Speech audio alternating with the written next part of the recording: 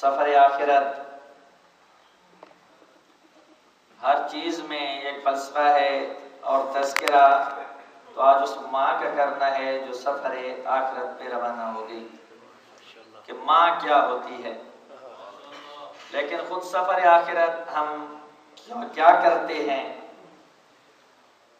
کس طرح روانہ کرتے ہیں۔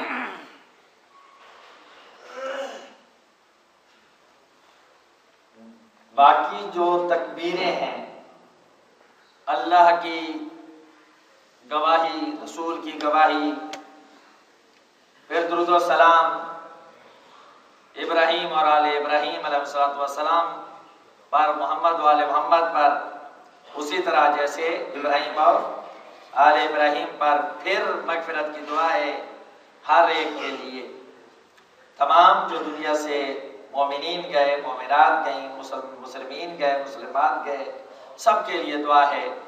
الاحیاء منہم والاموات، زندہ اور مردہ سب کے لیے دعائے مغفرت۔ پانچویں میں ہم صرف اور صرف اس مرحوم یا مرحومہ کے لیے دعائے مغفرت کرتے ہیں، اور اہل بیت اطہار نے کوئی دعا کا ایسا سلیقہ سکھایا ہے، فرماتے ہیں کہ اللہم ان ھذا عبدک، یا اس کنیز کا جنازہ تھا تو اللہم ان ھذہ امتک، اے اللہ یہ تیری کنیز ہے، وابنۃ عبدک، تیرے غلام کی بیٹی، وابنۃ امتک، اور تیری کنیز کی بیٹی، نازلت بک وانت خیر منزول بہ، اے اللہ یہ مہمان بن کے آ رہی ہے اور تو میزبان ہے۔ سبحان اللہ، بہت خوب۔ ہر میزبان اپنی قدرت کے مطابق مہمان سے شروع کرتا ہے۔ میرے کریم اللہ تجھ جیسا قادر میزبان اور یہ ضعیف مہمان، اللہم انا لا نعلم منہا الا خیرا، اے اللہ ہم تو اس کی اچھائیاں جانتے ہیں، وانت اعلم بہا منا، تو بہتر جانتا ہے ہم سے کہ اس کی زندگی کیسی تھی۔ ارشاد رب العزت ملائکہ سے ہے، ملائکہ یہ بندے ہو کر صدر پوشی کر رہے ہیں اور میں ستار ہوں، جو یہ گناہ نہیں جانتے میں اسے معاف کرتا ہوں۔ اللہم انا لا نعلم منہا الا خیرا وانت عالم بہا منا، اللہم ان کانت محسنۃ فزد فی احسانہا، اے کریم اللہ اگر نیکوکار تھی تو اپنے کرم سے اس کی نیکیوں میں اضافہ فرما دے، کیونکہ تیرا تو اپنا وعدہ ہے نا، الذین ينفقون اموالهم فی سبیل اللہ کمثل حبۃ، جو اللہ کی راہ میں خرچ کرتے ہیں تو ان کی مثال اس دانے کی ہے، انبتت سبع سنابل، ایک دانے سے 7 کونپلیں، فی کل سنبلۃ مئۃ حبۃ، اور ہر کونپل میں 100 دانے۔ اللہ فرماتا ہے ایک دانے کی 7 کونپلیں اور ہر خوشے میں 100 دانے۔ یہ تو بیان فرما کہ اللہ یضاعف لمن یشاء، وہ کریم چاہتا ہے تو میرے سے بڑھا دیتا ہے، گھٹاتا نہیں ہے۔ تو اے اللہ اگر نیکیاں تھی تو نیکیوں میں اضافہ فرما دے، وَإِنْ كَانَتْ مُصِيَّةً مُذْنِبَةً فَتَجَاوَزْ عَنْهَا، اگر گناہ گار تھی، انسان ہے گناہ ہو جاتے ہیں، میرے کریم اللہ انسان سے گناہ ہو جاتے ہیں، تو غفور ہے، تو غفار ہے، تو اپنی غفران کے صدقے میں اس کے گناہوں کو معاف فرما دے، وَاغْفِرْهَا وَارْحَمْهَا، رحم نازل فرما، وَاجْعَلْهَا عِنْدَ قبر نبیک وَاجْعَلْهَا عِنْدَكَ عَلَىٰ عِلِّيِّينَ، پروردگار عالم اعلیٰ علیین میں سے قرار دے، اور اسے پروردگار عالم طاہرین مقدس و مطہر سید الانبیاء کے خانوادے کے ساتھ اس کو محشور فرما۔ یہ دعا انسان حقیقتاً جب دنیا سے جاتا ہے تو بالکل جیسے دنیا میں آتا ہے تو نئی زندگی کا آغاز ہوتا ہے، دنیا سے جاتا ہے تو بالکل نئی زندگی کا آغاز ہوتا ہے. پھر وحشت قبر پڑھنے کا کہتے ہیں، اس سے پہلے تلقین پڑھنے کا کہتے ہیں. تلقین کیا ہے؟ رسول ثقلین کی معروف حدیث اطلب العلم من المہد الی اللحد، علم حاصل کرو گود سے گور تک. گود کے اندر علم کون سا ہے جو ہم حاصل کرتے ہیں؟ وہ اذان اور اقامت ہے. بادی نظر میں دیکھا جائے تو انسان سوچ سکتا ہے یہ چند لمحوں کا بچہ یہ کیا سمجھے گا اذان کو، یا یہ کیا سمجھے گا اقامت کو. لیکن ابھی ماں کے تذکرے میں آئے گا کہ یہ بچہ تو پیدا ہو چکا ہے، لیکن اسلام تو پیدائش سے پہلے تربیت کے اہتمام کرتا ہے. اور رحم مادر میں بچے پر اثرات ہوتے ہیں. پیدا ہونے والا بچہ کتنا سمجھتا ہوگا.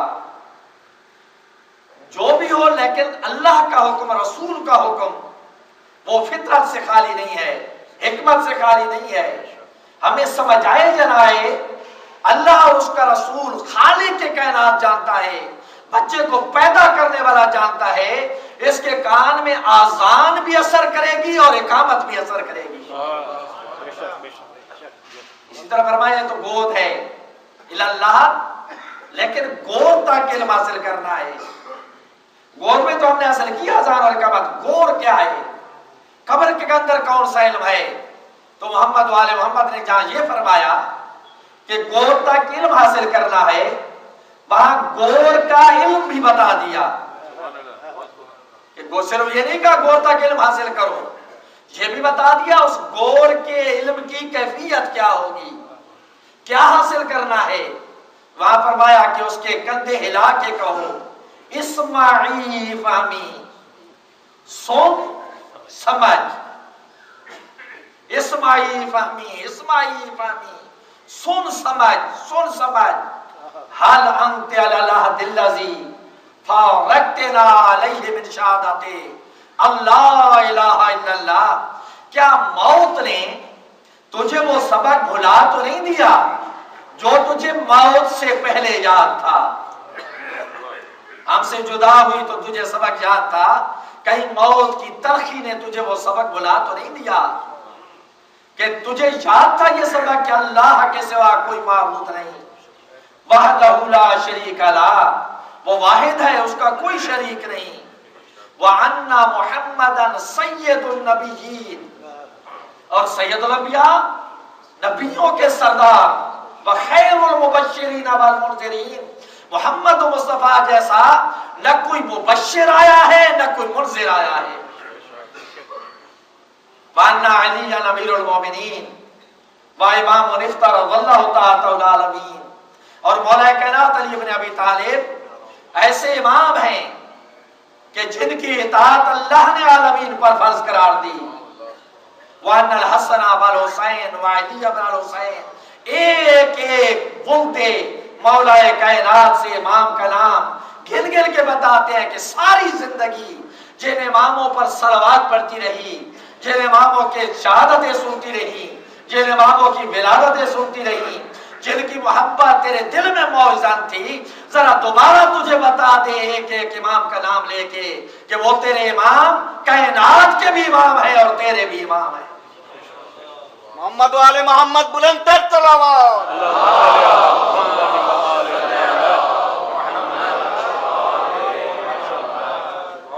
پھر اسباق ہے من الموت حق، موت حق ہے.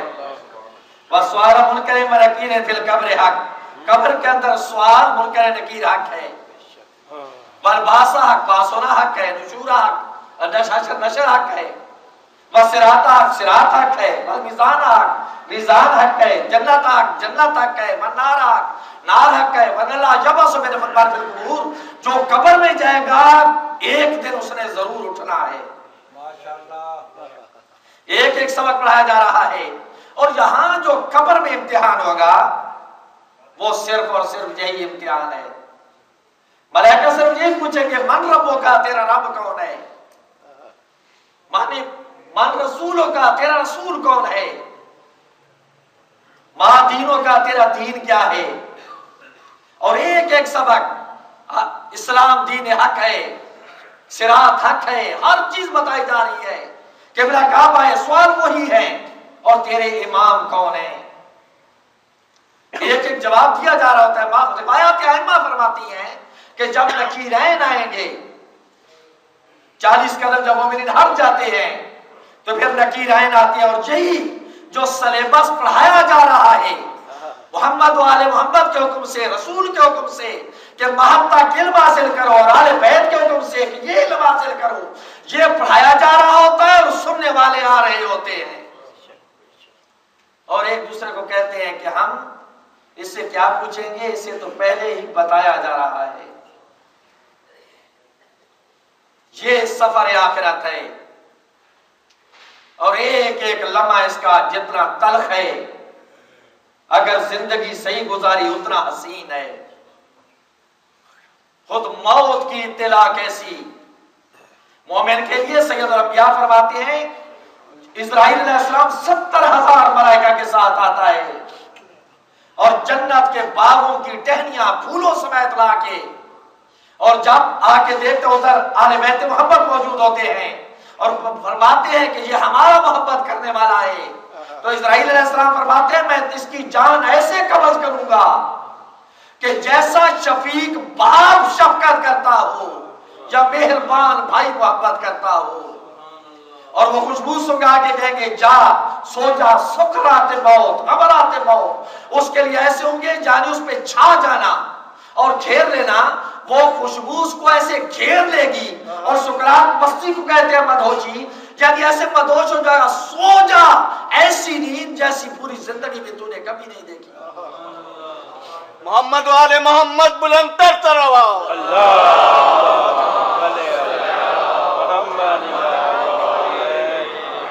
لیکن اگر کافر ہے تو اس کے لیے سکرات موت اور غمرات موت ایسے ہیں کہ وہی اسرائیل علیہ السلام 70,000 ملائکہ کے ساتھ جہنم کے ایندھن، اس میں سے لکڑیاں اٹھائے ہوئے، چلتی ہوئی ایندھن اٹھائے ہوئے، اور اس کی آگ کے روح کو قبض کرتے ہیں۔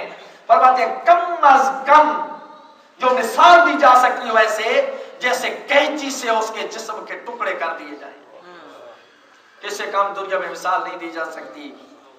پھر یہ ایک ایک لمحہ، پھر وحشت قبر کیا ہے؟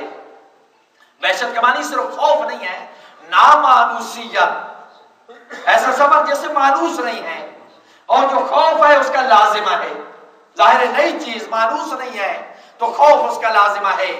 تو اہل بیت اطہار کی روایات بتاتی ہیں کہ 2 رکعت نماز اگر وہاں ادا کر دی جائے اس رات کو نماز عشاء کے بعد، تو اللہ تعالیٰ اس کی وحشت کو کم کر دیتا ہے، اس کی وحشت ختم ہو جاتی ہے۔ اس کے بعد کی جتنے بھی لوازمات ہیں یہ وہی ہیں جو سید الانبیاء نے ارشاد فرمائے تھے، انی تارک فیکم الثقلین کتاب اللہ و عطرت اہل بیتی، 2 چیزیں چھوڑے جا رہا ہوں، اللہ کی کتاب اور عطرت اہل بیت۔ زندگی میں بھی حکم ہے قرآن پڑھتے جاؤ، سیرت اہل بیت دیکھتے جاؤ، زندگی گزارتے جاؤ، تو پھر آخری سفر میں کہیں تکلیف نہیں ہوگی۔ تھیوری قرآن، کردار اہل بیت کا سیرت، اس کو پڑھتے جاؤ اور اس کو دیکھتے جاؤ، کبھی تکلیف نہیں ہوگی۔ اور یہی 2 سہارے موت کے بعد، یہی 2 وسیلے ہم اس کے لیے پہلے قرآن مجید کی تلاوت کرتے ہیں، قرآن مجید کی آیات بینات کی تلاوت کرتے ہیں، اور پھر ان کرداروں کو پیش کرتے ہیں جو قرآن کی آیتوں اور احکام کا چلتا پھرتا نمونہ ہے، تاکہ جانے والے کے لیے صد ایک باعث مغفرت ہو جائے، باعث راحت ہو جائے، اور سننے والوں کے لیے باعث تذکر ہو جائے۔ ارشاد ہوتا ہے وَوَصَّيْنَا الْإِنسَانَ بِوَالِدَيْهِ احسانا، ہم نے وصیت کی انسان کو کہ والدین کے ساتھ احسان کر، والدین اور پھر والدہ، اور اس والدہ کا کیا مقام ہوگا جو 39 سال باپ کے بغیر اپنی اولاد کی تربیت کرتی رہی۔ اس لیے تو خلاق عالم فرماتا ہے کہ وہ وصینا الانسان، میں نے وصیت کی انسان کو بوالدہ احسانا، والدین کے ساتھ احسان کر۔ پوچھا گیا کہ احسان سے کیا مراد ہے؟ اگر اردو والا احسان ہو تو یہ توہین ہے والدین کی۔ عربی میں احسان سے مراد یہ نہیں ہوتا، اس لیے پھر دوسری جگہ حسنہ کہا، نیکی کرو، کیونکہ احسان تو وہ ہوتا ہے کہ جو مستحق نہ ہو اس کے ساتھ کرنا۔ انسان کیا والدین کے ساتھ کرے گا کہ جس کے وہ مستحق نہ ہو؟ سائل امام سجاد علیہ السلام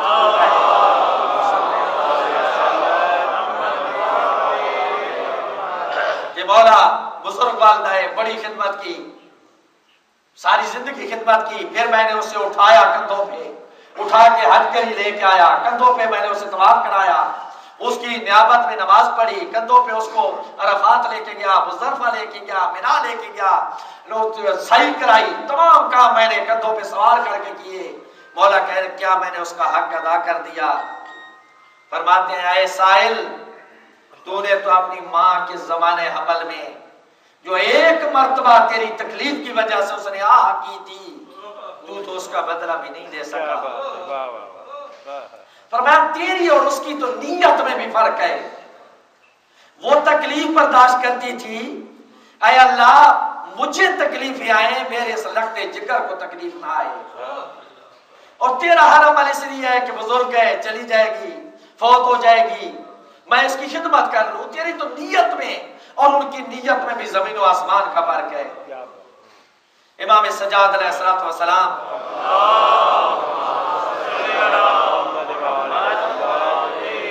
رسالہ حقوق میں فرماتے ہیں پہلے والدین پھر ماں۔ قرآن مجید ماں ادھر والدین کی بات کرتا ہے، وَوَصَّيْنَا الْإِنسَانَ بِوَالِدَيْهِ احسانا، والدین کے ساتھ حسن سلوک کرو۔ پھر بات حَمَلَتْهُ أُمُّهُ كُرْهًا وَوَضَعَتْهُ كُرْهًا، پھر ماں کی تلخیوں کا ذکر شروع کر دیتا ہے۔ امام سجاد علیہ السلام فرماتے ہیں ماں جس کے لفظ سے بھی خوشبو آتی ہے، فرماتے ہیں جو جسم کا رس گھول گھول کے تجھے پلاتی رہی۔ آج علماء جو اس میں ریسرچ کرتے ہیں، جو فزیالوجی پڑھتے ہیں، جو اس جسم کی ساخت کے بارے میں غور و فکر کرتے ہیں، وہ کہتے ہیں بچہ جب وجود میں آتا ہے تو پھر ماں کی ہڈیوں اور جسم سے رس وہ حاصل کشید کرنا شروع کر دیتا ہے۔ امام سجاد علیہ السلام یہی فرماتے ہیں کہ ماں جسم کا رس گھول گھول کے تجھے پلاتی رہی، اور 4 ماہ 10 دن کے بعد جب روح اس کے اندر آتی ہے، حرکت کرنے لگتا ہے، تو پھر خوراک بھی بڑھ جاتی ہے، اس کی کیفیت بڑھ جاتی ہے، اور ماں کی مشکلات میں اضافہ ہو جاتا ہے، تلخیوں میں اضافہ ہو جاتا ہے، اور اپنے جسم کی خوراک اسے دے رہی ہوتی ہے مسلسل، اپنے جسم کی خوراک میں کمی ہو رہی ہوتی ہے، ایسا ایسا اس کے لیے اٹھنا چلنا مشکل ہوتا جاتا ہے، اور جتنا زمانہ قریب آتا ہے اتنا مشکلات کا شکار ہوتی جاتی ہے۔ یہی فرماتے امام سجاد علیہ السلام اپنی آنکھوں سے، اپنے دل سے، اپنے پاؤں سے، اپنے ہاتھوں سے امام نے ایک ایک اعضاء کا نام لیا، تیرے بوجھ کو اٹھائے پھرتی رہی، اذیتیں برداشت کرتی رہی، تیرا جسم تجھے نہ سمجھ، ایک زندہ وجود کو اپنے اندر رکھنا وہ ماں جانتی ہے۔ امام علیہ السلام فرماتے کون سی تلخی تھی جو اس نے برداشت نہ کی؟ اس نے پرواہ نہ کی کہ خود اذیت میں رہے، لیکن تیرے لیے وہ کوشش کرتی رہی تو سکون میں رہے۔ اس لیے جب ماں کا لفظ آتا ہے تو پھر یہ نہیں کہا جاتا کہ ماں مسلمان ہو یا کافر۔ ایک شخص امام جعفر صادق علیہ السلام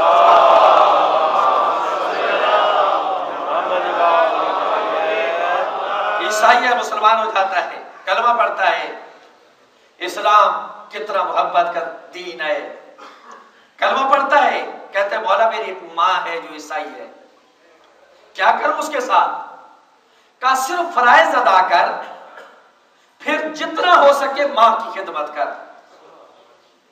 صرف فرائض تیرے لیے ہے، مستحبات کوئی چیز نہیں، ماں کی خدمت کر، کیونکہ بزرگ ہے، بیمار ہے۔ اب اس نے کیا کیا؟ بس ماں کو اٹھاتا، ماں کو نہلاتا، ماں کو کپڑے پہناتا، لقمے بنا بنا کے کھلاتا۔ ماں نے حیران ہو کے پوچھا بیٹے تو میرے دین پہ تھا، میرے ساتھ ایسے نہیں کرتا تھا، میرے دین سے ہٹ گیا، مجھے چھوڑتا نہیں ہے، کیا ہو گیا؟ کہا میرے امام نے مجھے تیری خدمت کا حکم دیا۔ کہا تیرا امام نبی ہے؟ کہا نہیں، نبوت ختم ہو گئی، سید الانبیاء کے بعد نبوت کا دعویٰ کرنا کفر ہے، نبی نہیں ہے، نبی کا بیٹا ہے۔ کہتی ہے جس نبی کا بیٹا اتنا اچھا ہے وہ نبی کیسا ہوگا؟ ہوتی ہے نشانیاں، خود نبی کیسا ہوگا؟ مجھے اس کا کلمہ پڑھائیں۔ صرف اس محبت نے اثر کیا، کلمہ پڑھا، نماز پڑھائیں، جیسے بزرگ کو پڑھا سکتے تھے پڑھائی، صبح اٹھی ایک مرتبہ پھر کلمہ پڑھا، پھر کلمہ پڑھایا، اور اس کی روح کفا سے انسلی سے پرواز کر گئی۔ تجہیز و تکفین مراسم اسلامیہ کے مطابق ہوئے، ادھر بھی کلمہ پڑھایا جا رہا تھا، پھر تھوڑے لمحوں بعد قبر میں بھی کلمہ پڑھایا جا رہا تھا۔ تو یہ ہے ماں کا مقام، یہ ہے ماں، تکلیفیں اٹھاتی ہے، تجھے اٹھاتی ہے، تکالیف برداشت کرتی ہے، تو یہ نہیں جب ماں آتی ہے پھر ماں ہوتی ہے، ماں کا پھر مذہب نہیں پوچھا جاتا، ماں کا پھر دین نہیں پوچھا جاتا۔ فرماتے ہیں کہ ماں کا احترام کرو، ہر کا نہ مانو سوائے اللہ کی نافرمانی کے، بس صرف اتنا رکنا ہے کہ اللہ کی نافرمانی نہیں کرنی۔ فرمایا کہاں کہاں تک اطاعت والدین ہے؟ ایک جوان آتا ہے سید الانبیاء کے پاس، والدین کی اطاعت، کام دیکھیے اور اطاعت دیکھیے، اللہ تعالیٰ نے ان کی خدمات کا معاوضہ کیسے دیا۔ آ کے کہتا ہے کہ مولا میں جہاد میں آنا چاہتا ہوں، میں طاقتور ہوں، مضبوط ہوں، لڑ سکتا ہوں، اور شوق بھی ہے لڑنے کا، مولا لیکن میری ماں مجھے روکتی ہے، بتائیں میں کیا کروں؟ غزوہ احد کے لیے جا رہے ہیں، جس کو بڑا تڑپ رہا ہے جہاد کے لیے، فرماتے ہیں جا اپنی ماں کی خدمت کر، کیونکہ مجاہدین کافی ہیں ہمارے جہاد کے لیے، جا ماں کی خدمت کر۔ فرماتے ہیں کہ تیرا ایک رات ماں کی خدمت کے لیے ٹھہرنا میرے ساتھ ایک سال کے جہاد سے بہتر ہے۔ اگر تیرے بغیر جہاد نہ ہو سکتا پھر تیرا فرض تھا ساتھ آنا۔ یہ ہے والدین کی خدمت کا معاوضہ۔ ماں ایسا لفظ ہے کہ جس کے اندر سے ٹھنڈک محسوس ہوتی ہے، سب کچھ قربان کر سکتی ہے، لیکن اولاد پہ آنچ آنا برداشت نہیں کر سکتی۔ ایک ماں جس کا بیٹا ایڈیسن بہت بڑا موجد بنا، لیکن اللہ تعالیٰ نے اس کی تخلیق شکل ایسی تھی، ڈھانچہ ایسا تھا، اس کی تخلیق ایسی کی کہ عام انسان جو ظاہر پہ سب کچھ اس کے مطابق کام کرتے ہیں، ان کے لیے اس کا وجود برداشت کرنا بھی مشکل تھا۔ ماں نے اسے سکول میں داخل کرایا، اتنا بڑا موجد، اتنا بڑا سائنسدان جو بنا، ماں نے داخل کرایا، بچے مزاق کرتے تھے، لمبا سر، عجیب سی حیت، عجیب سی خلقت، مزاق کرتے، استاد نے بھی تذہیب کا نشانہ بنا لیا، بچوں نے بھی تذہیب کا نشانہ بنا لیا، اتنا وہ تبصر کا نشانہ بنا، اور اسے پاگل کہتے تھے، تو کیا پڑھے گا؟ کہ وہ روتا ہوا سکول سے ماں کے پاس آ گیا، جو ماں بہت بڑی ماہر تھی، نفسیات کی ماہر، بہت بڑے علوم سیکھے ہوئے، اس ماں کے پاس روتا ہوا آیا، کہا امی مجھے اس طرح مزاق کرتے ہیں، پاگل کہتے ہیں۔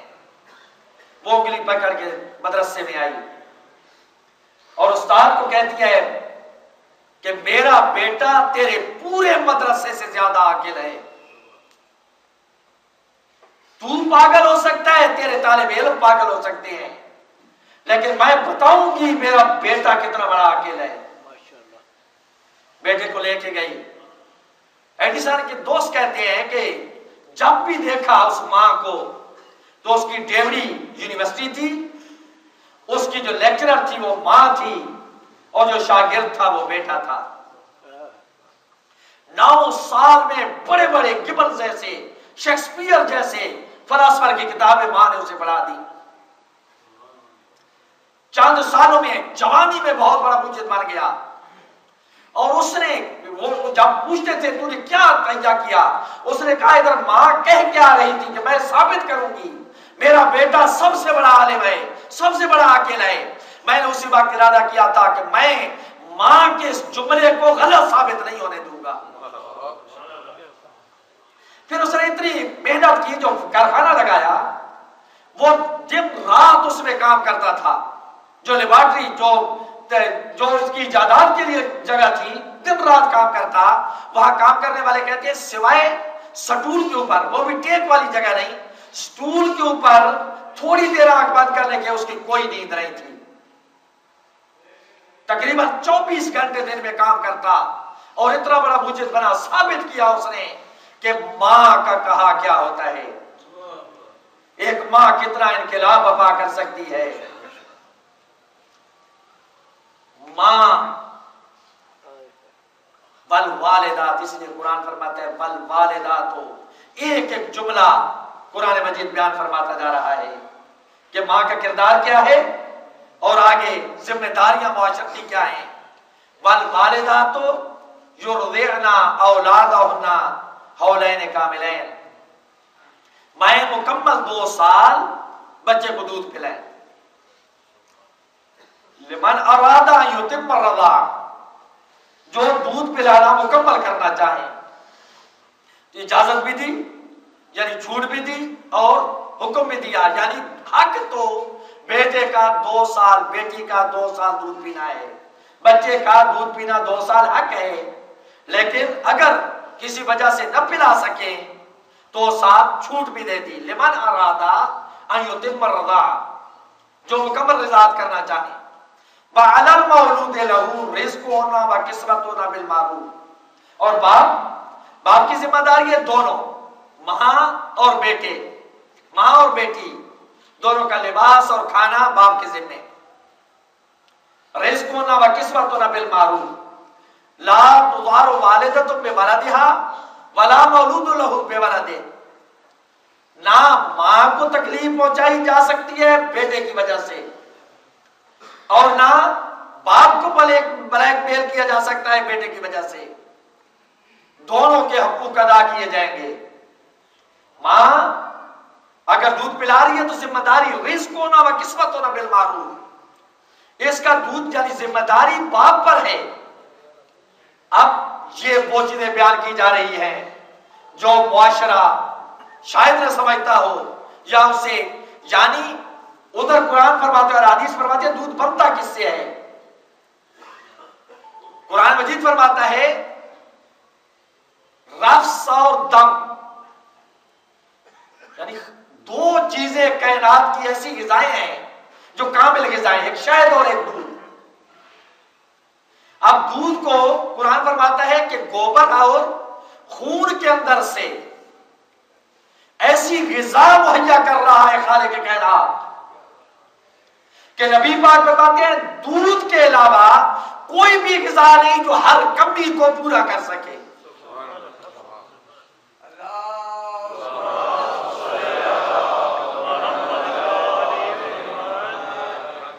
رفس اور دم سے کیا نکالا؟ لبنن خالصا سائغا للشاربین، خالص دودھ نکالا جو پینے والوں کے لیے لذیذ ہے، کامل غذا، یعنی خوراک کے اندر کمیوں کی، جملہ کمیوں کا۔ اب جب اس کے اوپر تجزیہ کیا گیا دودھ کے اندر کون سی غذائی ضرورت ہے جو دودھ کے اندر نہ ہو، وٹامن اے، بی، ڈی، پی، نمک، شکر، کیلشیم، فاسفیٹ، یہ اتنی چیزیں بیان ہے، اتنی چیزیں اس کے اندر کہ کوئی بھی جسمانی غذائی ضرورت ہے، یہاں تک کہ ہڈیاں، واحد چیز جو ہڈیوں کو مکمل طاقت پہنچاتی ہے وہ دودھ ہے۔ جب اتنی چیز کشید ہو رہی ہے، نکل رہی ہے، تو ماں کا گویا رس نکل رہا ہے۔ علل مولود لہ رزقہن وکسوتہن، یہ بچے کو دودھ پلانا فرض باپ پہ تھا، ماں پلا رہی ہے، اس کی غذا کو پورا کرنا بھی باپ پر ہے۔ جس طرح خرید کے پلایا جاتا ہے، اس طرح اس تمام جو طاقت صرف ہو رہی ہے اس تمام کو پورا کرنا بھی باپ پر فرض ہے۔ رزق ہونا و قسمت ہونا بالمعروف، مکمل طریقے سے جتنا اس کو ضرورت ہے وہ باپ پہ فرض ہے۔ والدین دونوں ضرورتیں برابر آ رہی ہیں، لیکن والدہ کی مشقتیں پھر سید سجاد علیہ السلام کے خطبے کی طرف آتے ہیں۔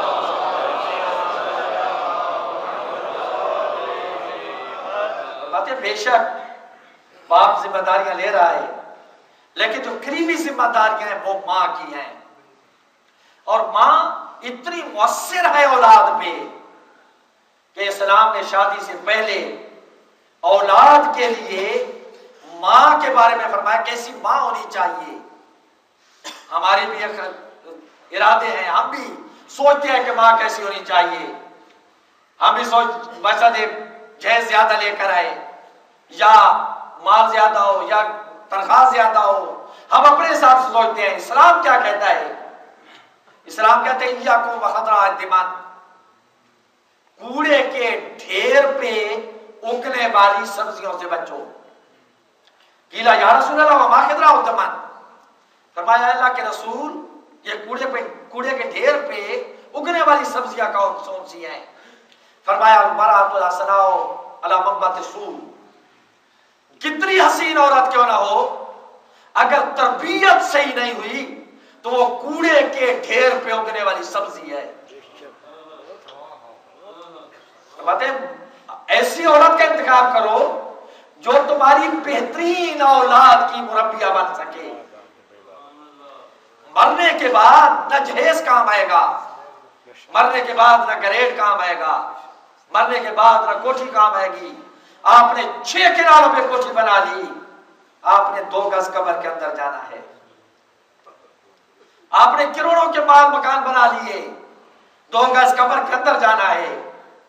ہم وہاں بھی کچھ کوششیں ایسی کرتی ہیں، اس طرح کرتے ہیں کہ وہاں بھی ہماری کوششیں باہر کی زیادہ ہوتی ہیں۔ مثلا پھول بچھائیں گے، اگربتی فوراً جلانا شروع کر دیں گے۔ الرجی اکثر جو ہے وہ وہاں بیٹھا ہوا بیچارہ، اب مجھے تو الرجی ہے، میں جو مشکل ہو جاتی ہے اس کی تلقین پڑھنا، جو اتنی مہم تلقین ہے کہ جسے نکیرین سن کے کہتے ہیں کہ اس کو پہلے بتا دیا گیا ہے، وہ جو اگربتی ہے وہ آڑے آ جاتی ہے۔ اتنے جلدی جلانے کی کریں گے کہ ایسے معلوم ہوتا ہے کہ کوئی نوز باللہ کوئی حدیث ہے کہ جب تک اگربتی نہیں جلے گی تو شاید کوئی ثواب ملنا نہیں شروع ہوگا۔ منتیں کرنی پڑتی ہیں کہ اگربتی کو چھوڑو، بھائی باہر کی چیزیں، یہ اگربتی آپ کے فائدے کی ہو سکتی ہے، اس کی خوشبو قبر کے اندر نہیں جاتی۔ درود شریف پڑھو جس کی خوشبو قبر کے اندر جائے۔ محمد و آل محمد بلند تر تلاوت۔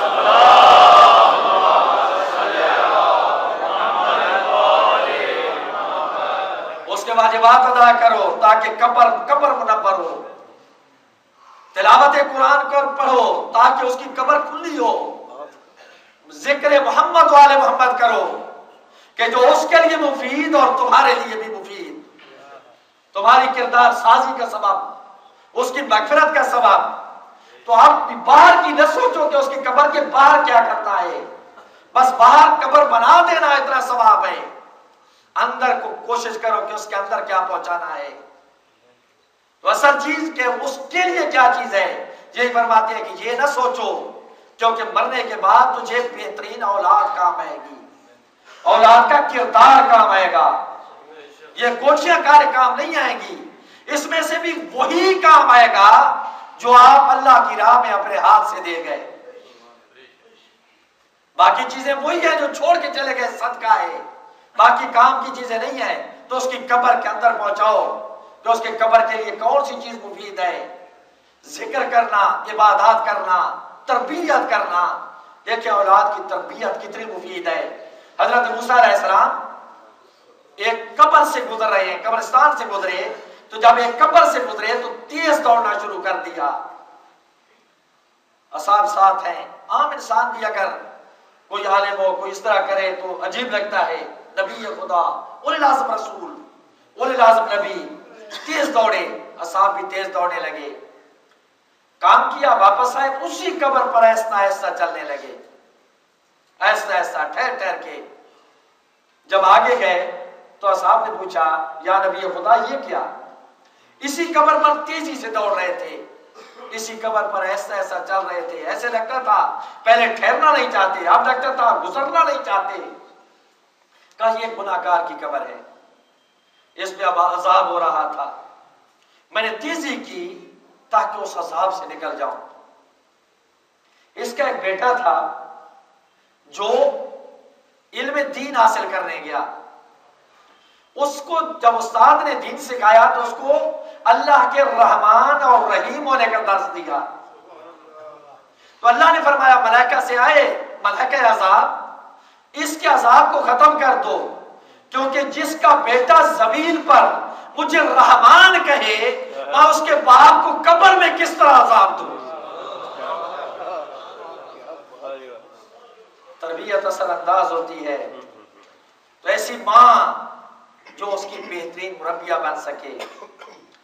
علامہ ہلی 2.5 سال کی عمر میں اسے ماں محقق کھلی ماں مقامی مسجد کے پیش نماز کے پاس قرآن مجید پڑھانے لے کے گئے،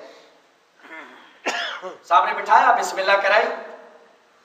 اب بسم اللہ جو کرانے لگے تو علامہ ہلی جیسے انہوں نے ان کو بسم اللہ کہا، پڑھ بیٹے بسم اللہ الرحمن الرحیم، انہوں نے بسم اللہ شروع کی اور سورہ بقرہ پوری ختم کر دی۔ باقی سورہ بقرہ 2.5 پارے ختم کر کہتے ہیں اور بھی پڑھنا ہے، جب یہ ختم ابھی بس کرو۔ اب استاد وہاں سے اٹھے، بچے کو لے کے وہاں کی کھیلی کے پاس گئے، اور ماموں کے پاس، کہا میری توہین کرانے لے کے آئے تھے؟ کہتے ہیں توہین؟ استغفر اللہ، علماء کی اور ہم توہین کریں گے تو احترام کون کرے گا؟ کہا یہ کس بچے کو لے کے آئے؟ کہا بچہ قرآن مجید پڑھانے، میرا بھانجا ہے۔ کہا قرآن مجید پڑھا کے پڑھانے آ گئے ہیں؟ کہا اللہ اس کو کسی نے قرآن مجید نہیں پڑھایا، کوئی قرآن مجید نہیں پڑھایا۔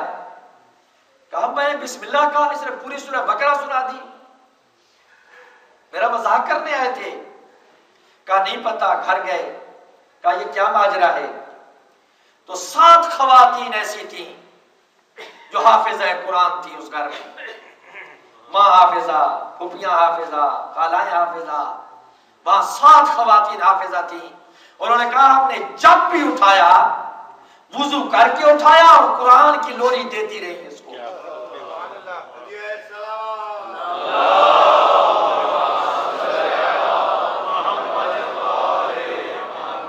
یہ تو ولادت کے بعد ہے، ولادت سے پہلے انسان پہ اثرات ہوتے ہیں، جس کے جسم کے اندر اب علماء نے نتیجہ نکالا ہے کہ اگر خوف ہوگا کسی ماں پر تو اس خوف کے بھی بچے پہ اثرات ہوں گے، اگر خوشی ہوگی تو خوشی کے اثرات ہوں گے، اگر ماں گانے سنتی رہے گی تو بچہ ولادت کے بعد اسی طرح گانوں کا وہ شوقین ہوگا، اور اگر تلاوت کرتی رہے گی تو ولادت کے بعد تاثیر قرآن اس پر نمایاں ہوگی۔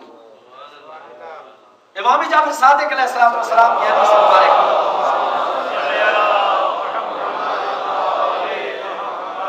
کہ میں اپنے بچوں کو بائیں طرف، 9 مولود بچوں کو بائیں طرف سلائیں، یہ حدیث بڑی معروف حدیث تھی۔ ایک امام فقہ کے پاس پہنچی تو انہوں نے کہا ویسے انہوں نے کہا اس کی تو کوئی ضرورت نہیں ہے، دائیں سلائیں یا بائیں سلائیں، شریعت کی تو کوئی اس میں ممانعت نہیں ہے۔ اس پچھلی صدی میں اس پہ آ کے پی ایچ ڈی ہوئی کہ بائیں طرف سلانے کا یہ کیا حکم ہے، کیوں کہا امام نے، اس کا فلسفہ کیا ہے؟ جب امام کا تعارف ان حلقوں میں ہوا کہ جہاں میں ایک شاگرد سوال جواب سے بابا کیمیا بن جاتا ہے، جابر بن حیان، اور وہ کہتے ہیں کہ بائیں طرف سلائیں تو اس کی حکمت کیا ہے؟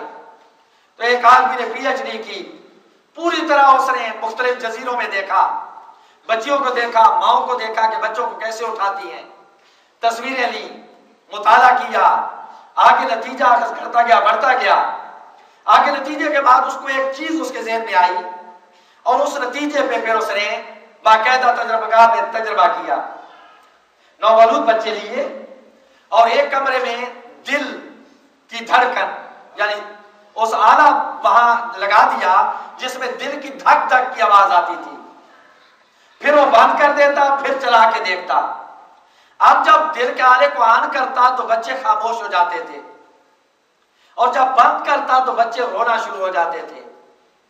اب اس نتیجے پہ پہنچا کہ بچہ جب رحم مادر میں ہوتا ہے تو دل قریب ہوتا ہے، دل دھڑکتا ہے، تو اس کو جو 6 مہینے غذا ملی، 5 مہینے غذا ملی، وہ ادھر دل کی دھڑکن اور وہاں سے خون کے ذریعے، ناف کے ذریعے اس کو غذا ملتی تھی، اسی دھڑکن کو وہ ماں سمجھتا تھا، دھڑکن سے مانوس ہو گیا۔ جب پیدا ہوا تو بائیں طرف سلایا تو دل کی دھڑکن اس کو سنائی دی۔ صادق آل محمد نے فرمایا بائیں طرف سلاؤ تاکہ ماں کو وہ یہ سمجھے بچہ کہ میں دھڑکن کے قریب ہوں، گویا ماں کے قریب ہوں، اور دوسری طرف سلائیں گے تو دھڑکن کی آواز نہیں آئے گی، وہ سمجھے گا میں ماں سے جدا ہو گیا ہوں۔ ادھر سلایا تو بچہ رو رہا ہے، ادھر سلایا تو بچہ خاموش ہو گیا۔ تو یہ ماں، اس کے بعد وہی دھڑکن وہ گود کی گرمی بن جاتی ہے۔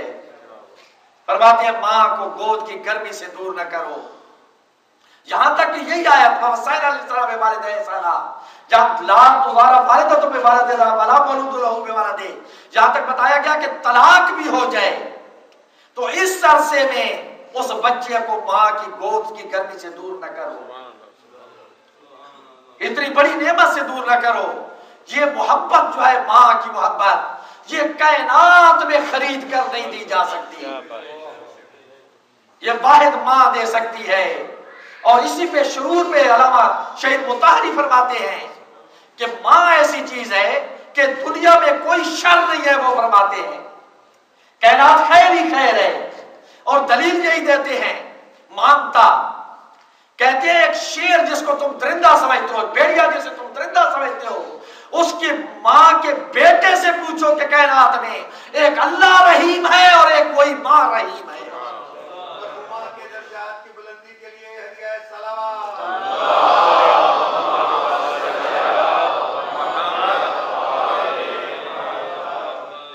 اور وہ بھی مائیں تھیں جنہوں نے کربلا میں تاریخ رقم کر دی۔